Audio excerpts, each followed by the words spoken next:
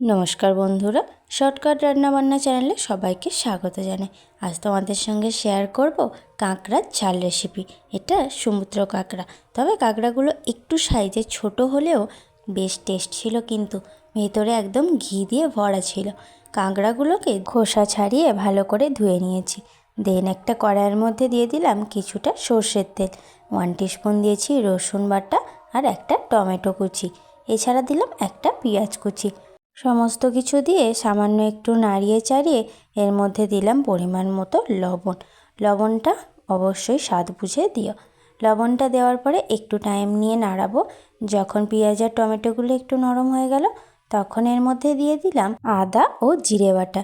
এবার মশলাগুলোকে অবশ্যই একটু টাইম দিয়ে কষিয়ে নিলাম। দেন এর মধ্যে দিলাম হলুদ গুঁড়ো ও লঙ্কার গুঁড়ো। মশলাটাকে একটু টাইম নিয়ে কষাবে। যখন মশলার থেকে তেল ছাড়তে শুরু করবে, তখনই এর মধ্যে দিয়ে দিলাম কাঁকড়াগুলো। একটা একটা করে কাঁকড়াগুলো দেওয়ার পরে আরও 5 থেকে 7 মিনিট ধরে ভালো করে কাঁকড়াগুলোকে দিয়ে কষাবো।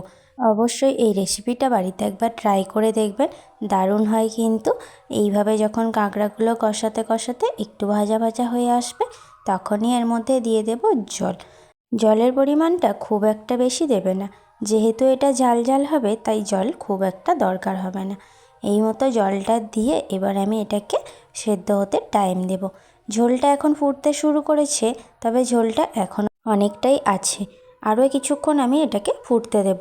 ঠিক যখন ঝোলটা এই রকম পর্যায়ে চলে আসবে, তখনই নামিয়ে নেব। ঝোলটা কিন্তু নামিয়ে নেওয়ার পরে যে ঝোলটা দেখছো, এটাও কিন্তু পরে অনেকটাই টেনে যাবে, তাই সামান্য একটু ঝোল থাকতে থাকতে নামিয়ে নিও। আর গরম গরম ভাত দিয়ে সার্ভ করো।